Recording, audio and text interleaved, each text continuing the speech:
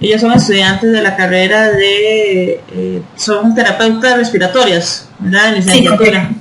Sí. Y bueno, ellas nos van a estar tocando algunos temas que son muy importantes, sobre todo ahora en una realidad como lo que es el COVID, ¿verdad? Entonces, bienvenidas chicas y las dejo para que se presenten cada una. Hola, mucho gusto, un gusto saludarles. Mi nombre es Aliana Araya y junto a mis compañeras somos bachilleres en terapia respiratoria y actualmente estamos cursando la licenciatura en la Universidad Santa Paula. Mucho gusto.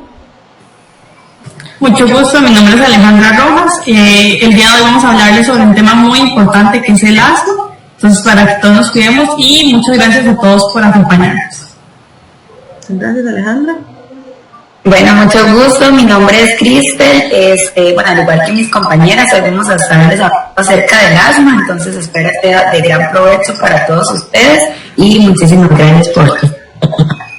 Perfecto, chicas, entonces, bueno, estamos transmitiendo en vivo en la página municipal, en la Municipalidad de Santa Bárbara.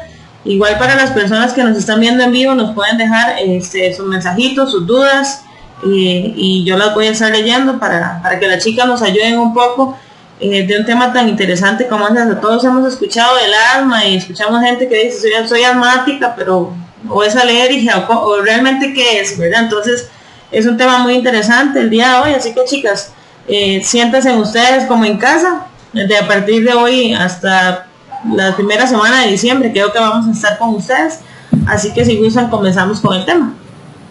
Perfecto, muchas gracias.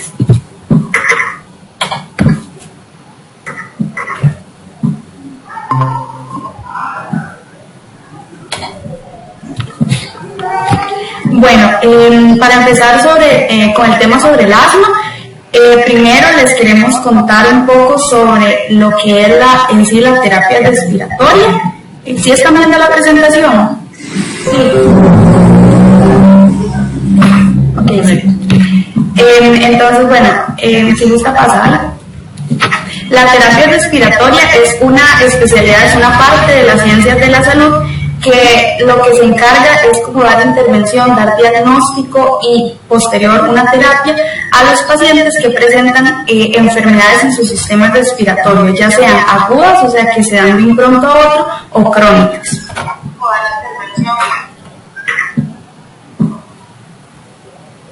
Bueno, ¿quién es el terapeuta respiratorio? El terapeuta respiratorio es un profesional que va a promover, también previene, diagnostica y trata, al igual que también rehabilita a personas que tengan enfermedades que comprometan todo lo que es el sistema respiratorio.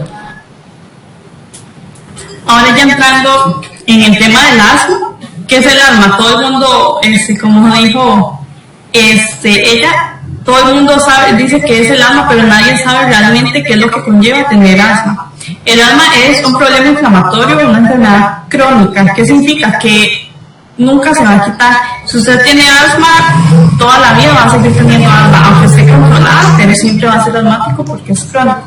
De las vías aéreas que se presentan por varias causas y además presenta una obstrucción que esa puede revertirse con un adecuado uso de medicamentos. Además, esta se caracteriza por cuadros recurrentes de tos, disnea, que es la sensación de falta de aire, la sibilancia, que es como el pitito que suena, como el pelito de gato que le dicen muchos, y una sensación de presión torácica. Principalmente esa se da durante la noche y la madrugada. Pero bueno, ¿qué es lo que le pasa al sistema respiratorio durante el asma? O sea, ¿qué es lo que le sucede a nuestro cuerpo? Entonces, lo que sea que nos está desencadenando el asma va a producir una broncoconstricción. ¿Qué quiere decir eso? Que la vía aérea se nos va a hacer chiquitita, se nos va a ir cerrando y como una respuesta del cuerpo va a generar una inflamación. Y la vía aérea va a comenzar a producir como una mayor cantidad de moco como para tratar de defenderse. Entonces, todo lo anterior, la broncoconstricción, la inflamación y el moco, va a hacer que la vía aérea se termine de cerrar y ahí es donde sentimos que no podemos respirar y que nos falta tanto el aire.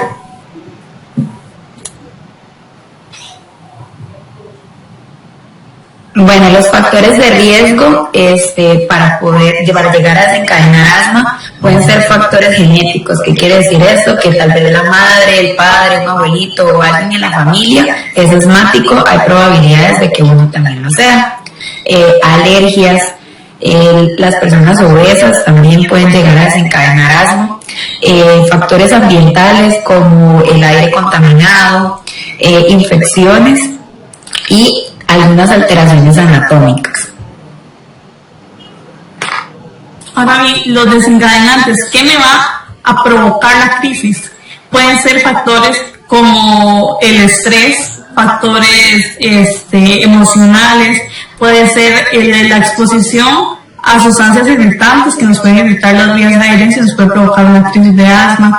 Aire acondicionado muy frío y muy seco también nos va a provocar asma. El ejercicio, si no se utilizan los medicamentos adecuados, el ejercicio nos puede provocar una exacerbación.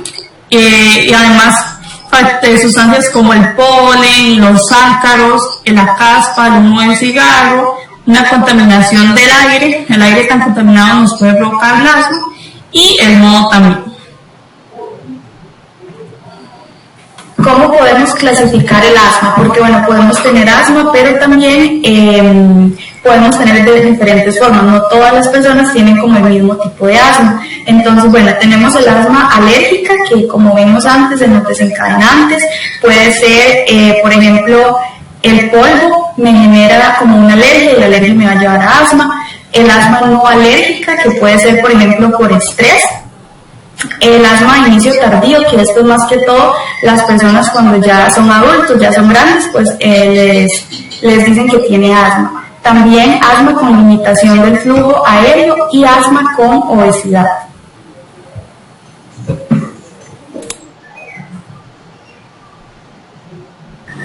Bueno, el cuadro clínico es los síntomas que va a presentar el paciente, ¿verdad? Cuando tiene asma, que es una tos constante, disnea, que fue lo que dijo mi compañera, que es esa sensación de falta de aire, las sibilancias, que por lo general es como un pitido que se escucha en el pecho, la presión torácica y un cansancio para hacer actividades como ir a correr. Entonces ya presenta un cansancio y al mismo tiempo también se puede escuchar esa sibilancia, ese silbido.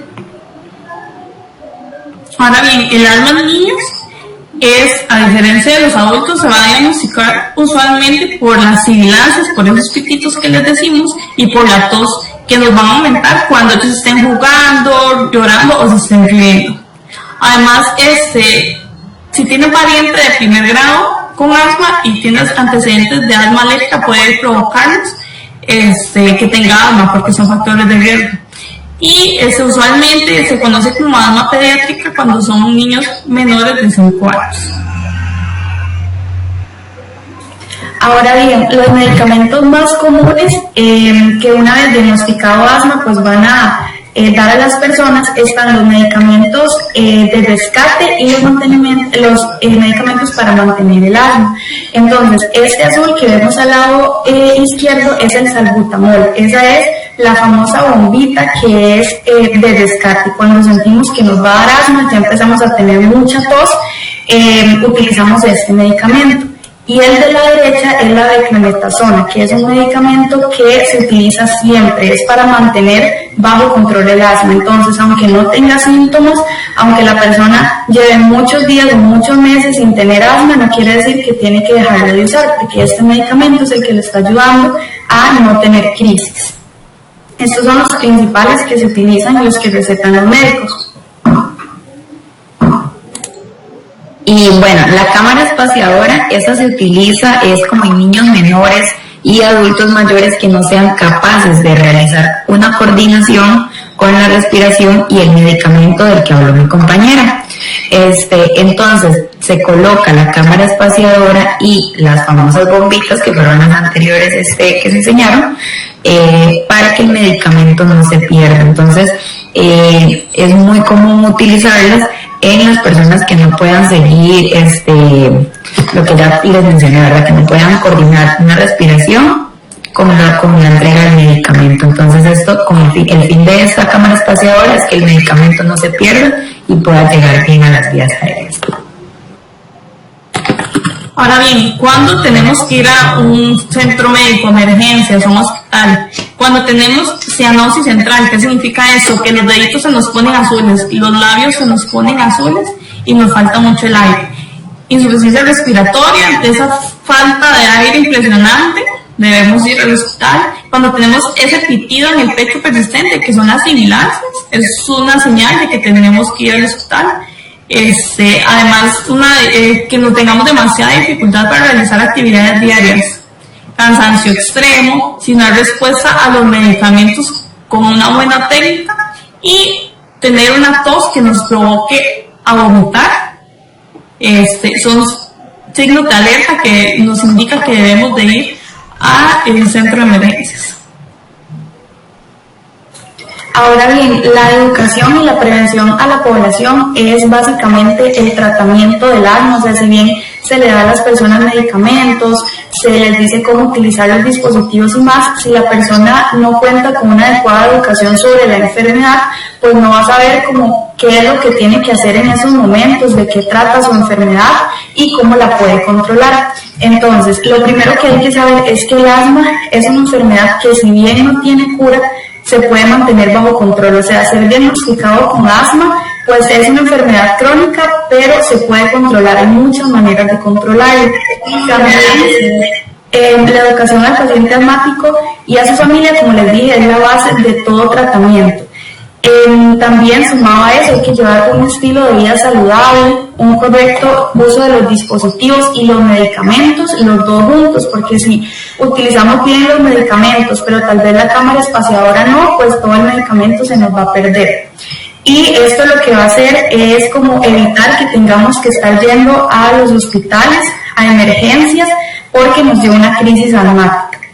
El dispositivo que más se utiliza en los pacientes asmáticos es el flujo pico, el famoso FEM. Este es un dispositivo que permite a la persona reconocer si está en una crisis asmática, y si está en una crisis asmática, qué es lo que debe de hacer. ¿Tengo que ir al hospital? ¿Puedo manejarlo en mi casa? ¿O qué debo de hacer? Bueno, el FEM, que es el flujo pico exhalatorio máximo, que es el que ya anteriormente acaba de mencionar mi compañera, ese es un dispositivo que se utiliza en los pacientes asmáticos para controlar su estado y ver cuándo está uno en una crisis asmática y qué hacer. Las ventajas que tiene el flujo pico es que, bueno, es pequeño y es fácil de transportar, pueden andarlo en el bolso, también es fácil de utilizar y de entender sus resultados una vez ya explicado por el profesional, y también puede utilizarse a partir de los 5 a los 6 años, cuando ya el niño, ¿verdad?, pueda comprender la técnica.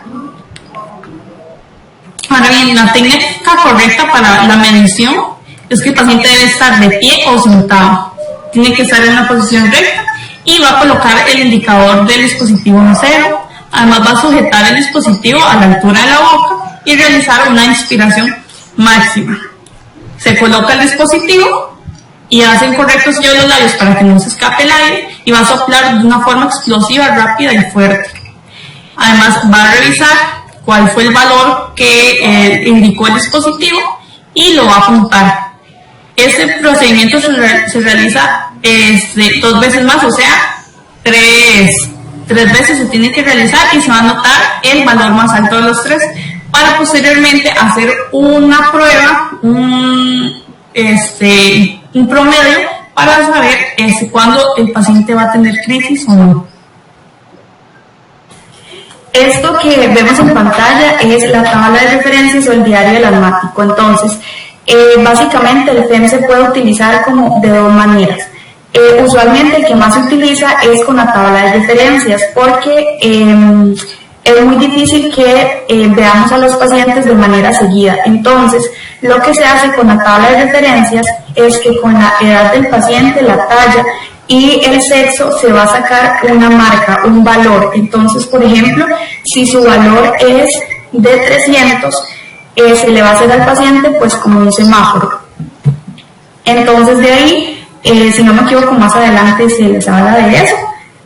Pero bueno, está eso y el diario del asmático, que es ya algo como personalizado para un paciente, y que, como mencionó mi compañera, va a tener que medirlo 3 veces al día y apuntar sus resultados, y basándose en eso, de igual manera se le hace un semáforo para después explicarle y que el paciente entienda si va a estar en una crisis asmática o no.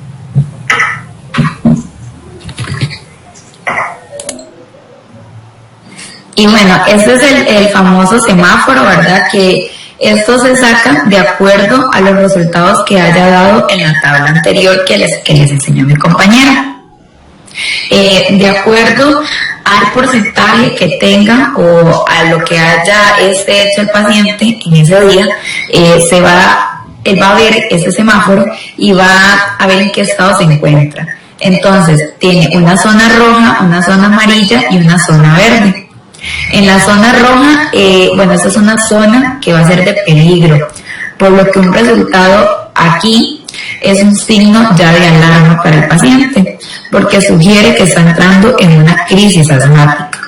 Entonces, en este caso, debe de utilizar el medicamento de rescate, que podría ser el salbutamol, que sería la dosis duplicada, al igual que en la zona amarilla, que ya la vamos a ver, y el paciente tiene que estarse tomando el resultado o el FEN cada 10 minutos en esta zona, y la persona debe de trasladarse al servicio de emergencias inmediatamente, pero no debe de hacerlo la misma persona, debe de pedir ayuda a que lo lleven al centro hospitalario, o igual puede llamar al 911.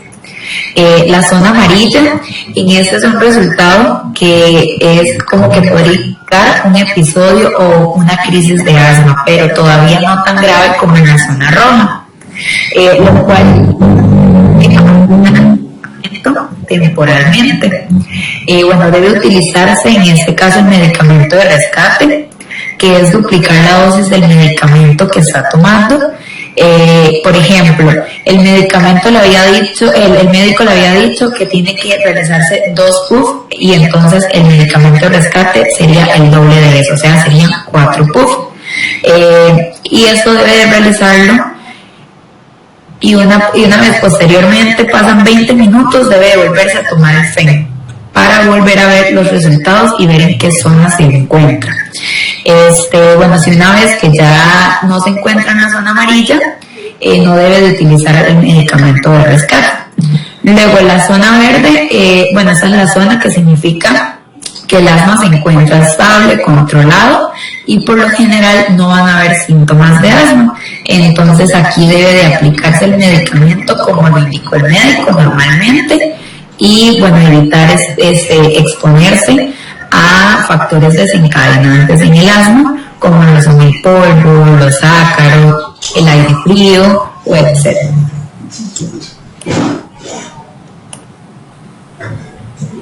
Muchas gracias por su atención. ¿Alguien tiene alguna pregunta? Chicas, muchísimas gracias. Por acá tengo una pregunta en el Facebook de doña Lidia Monge, que nos dice: hola, tengo 61 años, soy asmática, me da una crisis por año, pero muy severa. ¿Puede pasar eso, chicas? Que sean asmáticas, solo una vez tengan un momento de crisis, digamos, por decirlo así. Sí puede pasar. Podría ver si siempre se le da, digamos, en la misma época del año, si puede ser el calor, puede ser la entrada del invierno, o algún otro factor que le esté desencadenando esa crisis, y de igual manera, pues si no le dan en todo el año, posiblemente la crisis que le dé sea bastante fuerte. Entonces sí, sería muy importante que pues le hable al médico y le diga qué es lo que le sucede en esa crisis, para que el médico pues diga en cierta parte del año vamos a aumentar el medicamento o vamos a evitar hacer esto, para ver si así logramos controlar la crisis. Okay. Además hay que ver el uso de medicamentos, si hay buena técnica para que la crisis, o sea, no esté controlada y no le dé una crisis. Y además hay personas que pueden pasar años sin tener una crisis, pero por algún factor o en alguna época les vuelve a dar una crisis y va a ser muy fuerte. Okay, perfecto. Ustedes al inicio hablaban de que, esto es una enfermedad crónica. Sí. No se quita. ¿cierto? No se quita. Entonces las personas que nos dicen, bueno, venga y le vamos a curar el asma y ya no volver a padecer, el asma se controla, no se quita. Se controla, pero nunca se cura como lo dice la señora, pues una vez al año me da muy fuerte. Entonces ella pudo haber pensado que todo el año se curó el asma y resulta que en diciembre le dio. Entonces realmente el asma sigue ahí, pero está controlada. Okay. Al igual personas que dicen como yo fui asmático pero ahora no siguen asmáticos, nada más que no ha habido como un factor que se lo haya desencadenado, entonces tiene como el asma ahorita en control, pero sí puede llegar más adelante a que se exponga al desencadenante y vuelva a la crisis. Ok, entonces digamos ustedes hablaban de que hay varios variantes, o sea, hay diferentes variantes, por ejemplo el clima.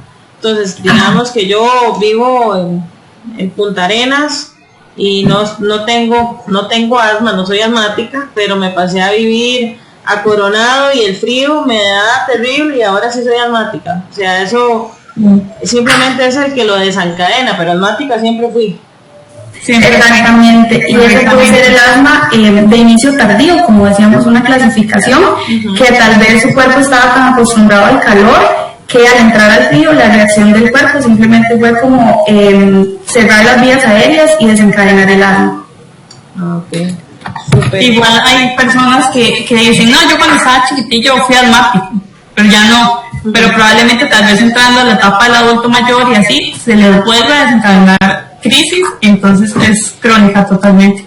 Chicas, una pregunta, ¿cuál es la diferencia entre el asma y una alergia? Porque yo escucho a mucha gente diciendo, es que yo tengo rinitis, porque soy muy alérgica, pero soy asmático, no soy asmático, ¿cuál es la diferencia? O más o menos por dónde va eso. La rinitis es como un factor de riesgo para padecer asma. Igual la alergia, usted probablemente le da alergia por el polvo o alergia a ciertos medicamentos, entonces esa inflamación va a provocarme que me dé una crisis asmática, porque va a haber un desencadenante que nos puede provocar la crisis. Y algo muy importante es que en la rinitis, no sé si a las personas les pasa, les pica mucho la nariz y como que les gotea. Entonces eso es algo diferente al asma, porque en el asma básicamente usted no le pica la nariz, usted no puede respirar y eso es como lo principal. En cambio, tal vez usted se levanta en la mañana y no deja de estornudar y le pica mucho la nariz, entonces eso es rinitis y es alergia. Y el asma sí es propiamente esa sensación de falta de aire, de que no puedo caminar mucho porque siento que me ahogo, eso ya es propiamente asma. Okay. Sí, era el que quería llegar. Por lo general las alergias siempre se ubican es como en la parte nasal, goteo nasal, estornudos recurrentes, que eso se le ponen como los ojitos rojos, las picas extremas, pero ya el asma es más que nada como en la parte del pecho, se siente como más y el pitido, cansancio, falta de aire, es más que nada como en la parte del pecho, y las alergias vienen siendo más. Ok, y una última pregunta, chicas. Yo he escuchado a mucha gente decir, es que el asma a mí se me manifiesta en la piel. ¿Verdad? O sea, no, he escuchado, por eso les pregunto, de que no desarrolla el asma, no sé, respiratoria. Estoy diciéndole porque lo he escuchado, sino que se le desarrolla en la piel o cosas así. ¿Qué tan real es eso? ¿O estamos hablando de alergias? ¿Verdad? Como para entender un poco, porque les digo, he escuchado 2, 3 personas que dicen sí, se me desarrolla la piel. Sí, eso es realmente alergias, que le dio alergia a algo y pues le pudo afectar la nariz y la piel, pero el asma, realmente las personas que son asmáticas y que nos están viendo saben que su problema está puramente en el pecho y en la piel. Es más, ni se acuerdan en ese momento que está pasando en la piel. Entonces realmente el asma no se manifiesta en otras partes que no sea el sistema respiratorio, y si ya es, por ejemplo, en los ojos, en la piel y demás, eso es alergia. Ok, bueno, eso está muy interesante, ¿verdad? Porque a veces escuchamos muchas cosas, muchas creencias o ocurrencias y es una frase como decir, es que soy asmática, ¿verdad? A veces es una frase como muy fácil de decir, es que me estás ahogando o me da mucha alergia y es que soy asmática, y se confunde muchísimo las personas con estos términos. Bueno, acá no tenemos más preguntas, la verdad, chicas, muy interesante, muy concisa e interesante la charla del día de hoy.